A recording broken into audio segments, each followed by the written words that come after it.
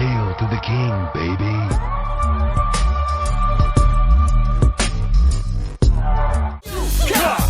Yooka Laylee! A lizard and a bat, what's up with that? Yooka Laylee! A lizard and a bat. And a snake in the hat. I want to talk to you about one of my favorite 3D platformers and the power of nostalgia. Nostalgia is a very strong emotional feeling that affects how you feel about many games. Not everyone is as controlled by it, but it sometimes has an impact on your feelings towards games, whether they're good or bad. Yooka Laylee was a dream come true for me from the moment I saw the trailer. It was a new Banjo game, which happens to be one of my favorite childhood games. It was 100% my type of 3D platformer. It came out at a time where 3D platformers were few and far between, and I think it actually kicked off the 3D platformer renaissance, which would lead to so many games at this point in time, with so many coming out every single day. Yooka Laylee rarely innovates upon what Banjo-Kazooie established, but I didn't care at launch, and I still don't care now. It's far from a perfect game or a perfect 3D platformer, but it's fun and reminiscent of my childhood. Maybe I love it because it reminds me of a newer Banjo, or maybe I love it just because it's a spiritual successor. Who knows?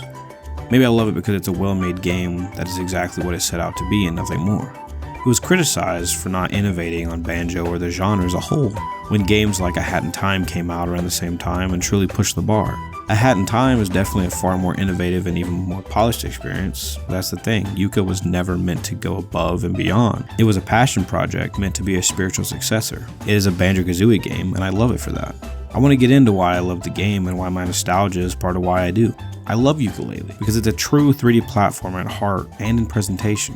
Playtonic attempts to improve elements of Banjo-Kazooie by adding in some Tooie, and well, I think they nailed it. It's much more open than some others of its ilk, but I feel that it's designed in a way to entice you to explore more, and especially after using the feature to expand a world. Now the expansion makes the world sometimes a bit bigger and sometimes twice as large, but it also adds a fun boss fight and more to do.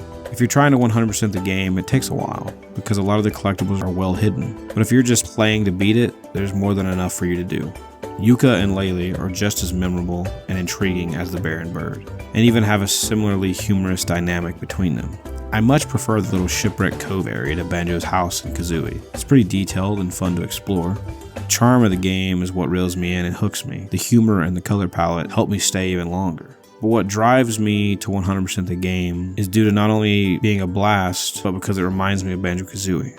It will always live in the shadow of Banjo to me and many others. That doesn't make it bad though. It just makes it hard for anyone to love it for just being its own thing versus being another Banjo game. I guarantee I would love it regardless. My nostalgia makes it even better. I think it's great, but it's not better or worse than Banjo. It's very much so the exact same formula over again. I'm fine with that though, and I'm fine with my nostalgia for Banjo improving the enjoyment I already had for the game. If you like Banjo-Kazooie, you should play it too.